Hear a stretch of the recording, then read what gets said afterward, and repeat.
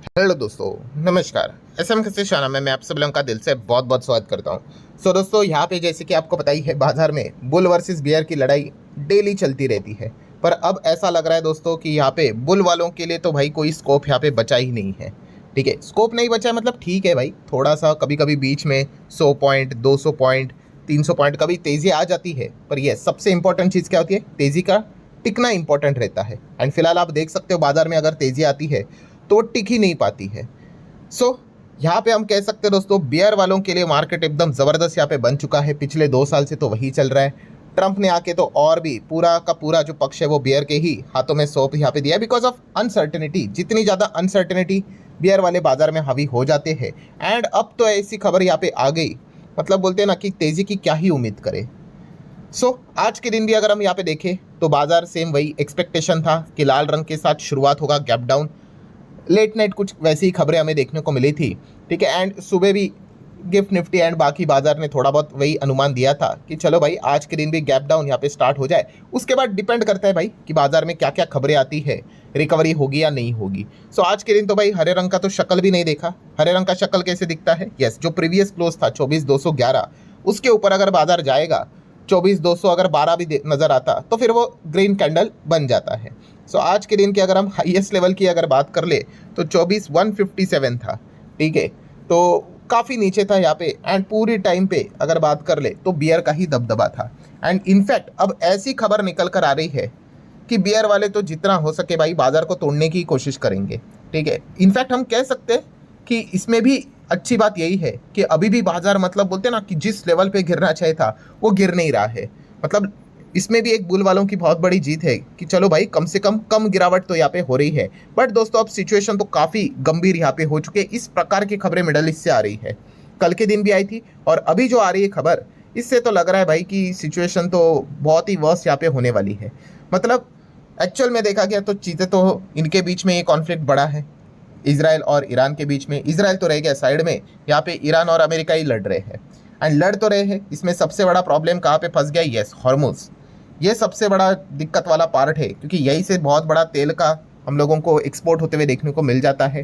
And फिलहाल आप देख सकते हो दोस्तों, हॉर्मुज को लेकर जो चीज़ें सामने आ रही है, क्रूड की हालत देख लो, 4.81%। आज के दिन भी इतना भागने के बावजूद, यस्टरडे तो 9-10% तक भाग गया, उसके बाद अगेन आज के दिन 5% भाग गया। ऐसा लग रहा है वीडियो क्लोज होने से पहले ये 5-5.5 क्रॉस कर ही लेगा।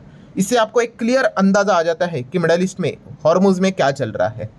ठीक है, तो इस प्रकार से क्रूड का बढ़ना भाई हमारे लिए तो काफ़ी घातक यहाँ पे रहेगा। एंड जैसे मैंने कहा दोस्तों कि कल के दिन की बात करें, यस्टरडे की बात करें, तो पहले तो भाई ट्रंप ने एक बहुत बड़ा बम फोड़ दिया। बम फोड़ दिया मतलब कौन सा वाला, कि अब ट्रंप कह रहे हैं कि भाई 20% टोल हम चार्ज करेंगे जो भी हॉर्मुज से जाएगा उनसे।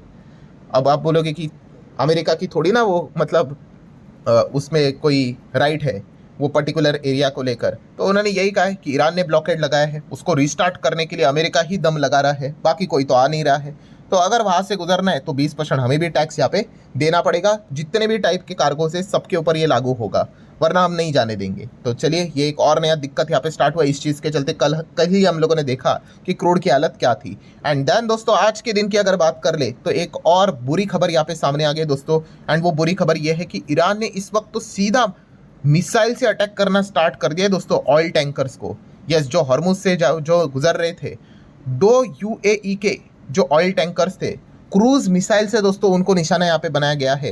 एंड आप देख सकते हो दोस्तों, उसमें भी एक सेलर की यहाँ पे जान गई है। ठीक है, और वो भी जान गई है, वो भी किसकी, इंडियन क्रू मेंबर की। यस दोस्तों, यहाँ पे हम देख सकते हैं, देखिए किसी की भी जान जाना अच्छी बात बिल्कुल भी नहीं है भाई। ठीक है, बट अगर आप यहाँ पे देखोगे कि इसमें भी अगर किसी का नुकसान हुआ तो हमारा ही नुकसान होते हुए देखने को यहाँ पे मिल चुका है। आप देख सकते हैं 2 शिप्स को उन्होंने यहाँ पे टारगेट यहाँ पे किया है। दोनों के दोनों जो टैंकर्स थे डिस्ट्रॉय होते हुए देखने को यहाँ पे मिल चुके हैं। 6 लोग इंजर्ड यहाँ पे होते हुए देखने को मिले और 1 इंडियन की जान यहाँ पे जाते हुए देखने को यहाँ पे मिली है। मतलब पॉइंट यहाँ पे क्या है दोस्तों, अगेन मिडल ईस्ट पूरी तरीके से डिस्टर्ब यहाँ पे हो चुका है। ठीक है, इंडिया ने तो समन भेज दिया ईरान को कि जो अटैक किया है हमारे सेलर की जो जान गई उस चीज़ के चलते। पर ये तो सिलसिला तो रुक ही नहीं रहा है। हॉर्मुज की अगर हम लोग यहाँ पे बात करें तो मतलब पॉइंट यही है दोस्तों कि अब हॉर्मुज से गुजरना बहुत मुश्किल यहाँ पे हो चुका है। इनफैक्ट ईरान ने पहले भी वार्निंग दी थी आईआरजीसी ने कि भाई वो एरिया बंद है। ठीक है, वहाँ से कोई भी जाएगा हम उसको निशाना बनाएंगे। ठीक है, अमेरिका ने बोल दिया नहीं भाई सब कुछ ओपन है यहाँ पे। एंड इस चीज़ के चलते दोस्तों अब यहाँ पे मतलब वो जो कोशिश यहाँ पे चल रही थी मतलब उसका वीडियो भी है, आप चाहो तो देख सकते हो किस प्रकार से निशाना यहाँ पे बनाया जा चुका है। एंड ये देख लो, जैसे मैंने आपको बताया कि बातें करते करते भाई ये ऑलमोस्ट 5% बढ़ गया। तो जो सिचुएशन चल रही है मिडल ईस्ट में एंड हॉर्मुज में, ऐसी ही कंटिन्यू रही तो यहाँ पे सेंचुरी लगना तो तय है। एंड अगर ये सेंचुरी लगा देता है तो फिर भाई मतलब हम क्या ही कहें। वैसे तो इस रेंज में क्रूड का आना हमारे लिए ऑलरेडी नेगेटिव बन चुका है, ठीक है। अगर आपको लग रहा होगा कि 87 88 भी हम बेयर कर सकते, नहीं, क्रूड का भाई 60 और 70 के रेंज में होना ही इंपॉर्टेंट चीज़ यहाँ पे रहती है, ठीक है। उसके ऊपर अगर चला गया 70 75, देन मतलब बोलते हैं ना कि सिचुएशन खराब यहाँ पे होगी। एंड यही सिचुएशन अब आने वाले समय में हमें बाजार में भी देखने को मिलने वाली, मतलब कैसे इम्पैक्ट करवाएगी। और ये इम्पैक्ट को बहुत अच्छे से समझ लो कि ये चीज़ें कैसे वर्क करती है।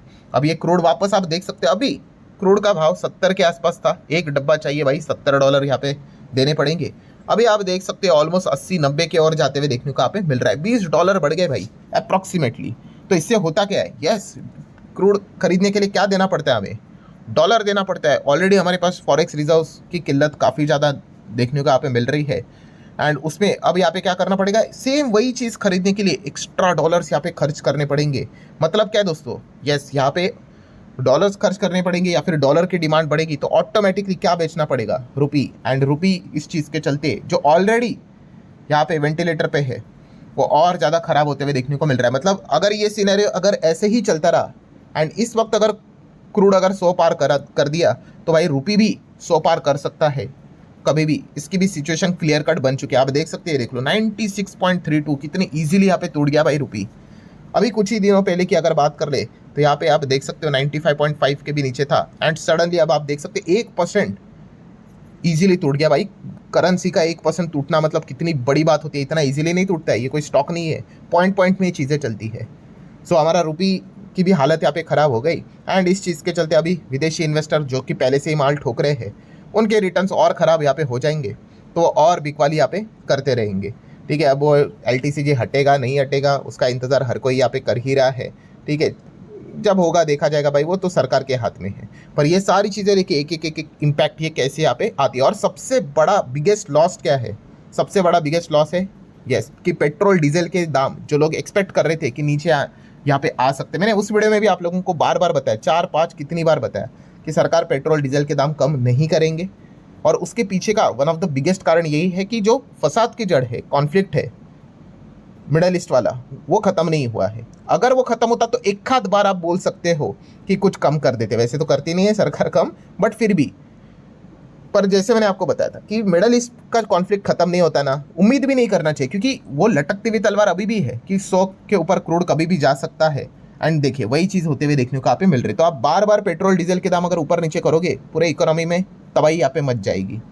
सो इस चीज़ के चलते क्या होगा, यस, इन्फ्लेशन लगातार हम लोगों को बढ़ते हुए देखने को मिलेगा, जो कि शुरू भी हो चुका है। कल के दिन भी हम लोगों ने देखा इन्फ्लेशन लास्ट टाइम से तो ज़्यादा ही आया, अनुमान से भी ज़्यादा आया। और जो पैटर्न भी हम लोगों ने देखा कि अक्टूबर 25 से 0.25, 0.7, देन 1.3, 2.75, 3.21 लगातार बढ़ते बढ़ते बढ़ते, कल ये सारी चीज़ें मैंने आपको बताई थी। ये देखो लगातार इन्फ्लेशन बढ़ते बढ़ते बढ़ते ही जा रहा है। और जिस हिसाब से बढ़ रहा है अब तो ये लग रहा है कि भाई ये 5, 5.5, 6 तक भी यहाँ पे जा सकते हैं। किसी ने कमेंट भी किया था, सर इन्फ्लेशन 4 के आसपास से अच्छी बात है। डेफिनेटली, नो डाउट, बट मतलब जो भी कैलकुलेशन है उस हिसाब से हम बात कर रहे हैं। बट आप पैटर्न देख लो, जिस हिसाब से वो चीज़ें चल रही है, ये बता रहे हैं भाई ये 5-6 तक यहाँ पे इजीली जाएगा। एंड खुद RBI ने MPC की मीटिंग भी जो थी उसमें भी उन्होंने ये बात बता दी कि भाई Q3 में तो ये 6 के करीब यहाँ पे जा सकता है। सो इस चीज़ के चलते RBI यहाँ पे एक्टिवेट भी हो सकती है। किस कॉन्टेक्स्ट में, यस, रेट हाइक से रिलेटेड। एक चीज़ क्लियर कट बोल देता हूँ भाई, रेट कट के बारे में दोस्तों भूल जाओ, कंप्लीटली भूल जाओ। रेट कट तो भाई इस साल तो आपको उसकी शक्ल भी नहीं देखने को मिलेगी। इवन दो वॉर रुक भी गया तो भी नहीं देखने को मिलेगी, क्योंकि उसके इम्पैक्ट मतलब बोलते हैं ना बहुत लंबे देर तक चलते हैं। इस वक्त अगर देखा गया तो बाजार में दो ही चीज़ें अभी, रेट यहाँ पे इंटरेस्ट रेट हाइक यहाँ पे हो सकता है, या फिर जो चल रहा है, ठीक है, होल्ड रह सकता है, न्यूट्रल जो अभी है वैसे ही रह सकता है, ठीक है। एंड इनफैक्ट इसी चीज़ को लेकर अभी जैसे आपको बताया 4 दिन पहले बोफा ने बताया था कि 50 बेसिस पॉइंट का रेट हाइक दिसंबर तक हो सकता है। देन बैंक ऑफ बड़ौदा का भी आउटलुक सामने आया है, GDP को लेकर उन्होंने बताया मॉडरेट परफॉर्मेंस रहेगा, बट बैंक ऑफ बड़ौदा भी यही बता रहे कि RBI शायद से रेट को स्टेबल रखेगा, अनचेंज रखेगा टिल अक्टूबर। उसके बाद का पता नहीं भाई, उसके बाद मतलब सिचुएशन अगर खराब रही तो रेट हाइक भी यहाँ पे हो सकता है। एंड सेम चीज़ क्रिसल की भी अगर बात करें, क्रिसल ने तो आज फ्रेश यहाँ पे बता दिया कि जो रिटेल इन्फ्लेशन है ये बहुत बड़ा प्रॉब्लम क्रिएट करने वाला है और आरबीआई शायद से रेट हाइक का भी ऑप्शन यहाँ पे चूज कर ले। सो रेट हाइक अगर हो गया तो आपको पता ही है ये मार्केट के लिए काफ़ी बड़ा नेगेटिव खबर यहाँ पे रहता है। रेट हाइक मतलब कि आसान भाषा में समझो, अगर आपको एफडी में अगर 8-9-10% अगर मिल जाए तो लोग बोलेंगे भाई हम तो वहीं पे जाएंगे, मार्केट में क्यों पैसा लगाएंगे। ठीक है, इतना झंझट, इतना टेंशन, ट्रम्प बोलता है नहीं बोलता है, तो ऑटोमेटिकली मार्केट से पैसा निकलना स्टार्ट यहाँ पे हो जाता है। तो इसलिए रेट हाइक जैसी खबरें कभी भी इक्विटी मार्केट के लिए फेवरेबल होती नहीं है। सो कुल मिला के स्टोरी तो ये है दोस्तों कि प्रॉब्लम यहाँ पे अभी भी वही है, लगातार प्रॉब्लम बड़ी होती जा रही है। ठीक है, और जब तक ये प्रॉब्लम यहाँ पे ख़त्म यहाँ पे नहीं होती है अच्छी तरीके से, तब तक ये सोचना कि भाई बाजार में ज़बरदस्त तेज़ी आएगी एंड वो तेज़ी टिकेगी, ये काफ़ी एक मुश्किल पैटर्न यहाँ पे बन चुका है।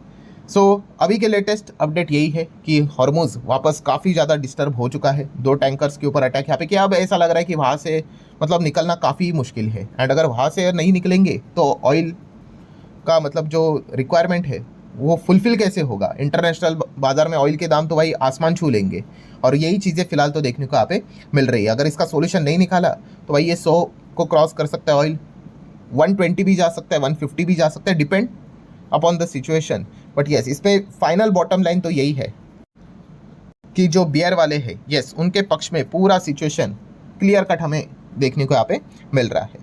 सो ठीक है दोस्तों, जितने भी पॉइंट है सारे यहाँ पे मैंने कवर कर लिए हैं। वीडियो हेल्पफुल लगा होगा चाहो तो लाइक एंड शेयर कर सकते हो। मिलते हैं अगले वीडियो में, तब तक के लिए बाय बाय।